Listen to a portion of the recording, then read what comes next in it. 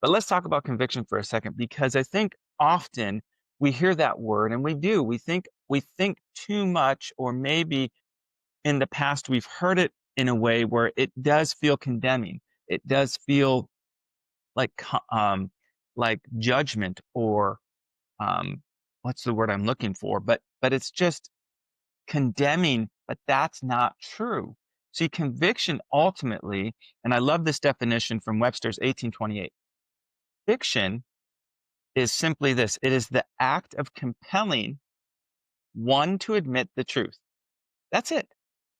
I can tell you, if you are a parent, you're going to get this, and if you're not, you're still going to get it. I think it's principle, but especially with our kids when we're parenting, there are times when I want them to just admit truth. I'm not. I'll tell them. I'll tell them this.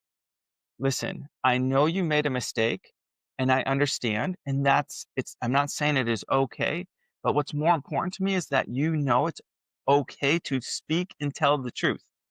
Take ownership. But the easy route, normally induced by a lie, that it's easier to just lie, because then that's what leads to the shame and the condemnation and the guilt. Truth does not do that, right? The act of compelling one to admit truth, that is nothing like shame. That is alignment, is what it is, right? Shame tells us to hide, shame tells us to lie. Conviction invites us to return to the place in which God's called us, right? Which is truth. Conviction doesn't say you're finished. Conviction says, hey, come back into order, come back into alignment with who God calls us to be, who and how God sees us. Because truth never condemns, it never shames or guilts us. That's the lie, that's the enemy. You see, here's the uncomfortable part.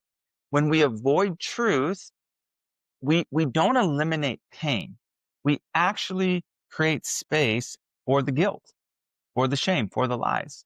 So lying, even though it seems easy, right? Because that's the easy route. That's where we can insert the question. Do you want to hear what's easy, or do you want to hear the truth?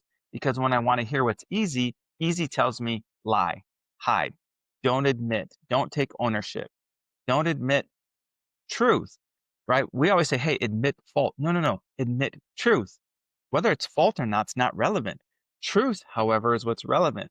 You see, and when we do that, when we create space or we avoid truth and we don't eliminate the pain, but we think we are, and we're really creating space for guilt and shame, see, then our marriages drift, our homes and our families drift. Okay. Homes lose spiritual authority. When comfort replaces obedience, families fracture. And listen, I can speak to that. There are many times in my life where I have avoided spiritual authority. I've taken the easy route to hide, or to make an excuse, or to do what's easy, and then faced that, had to overcome the lies and the shame and the guilt. And when we do that, it fractures the home, it fractures our marriages, our families. But when we can begin to become honest, okay, instead of avoiding truth and then not protecting the home, then we can strengthen it instead of weaken it. So remember, honesty postponed just weakens the foundation.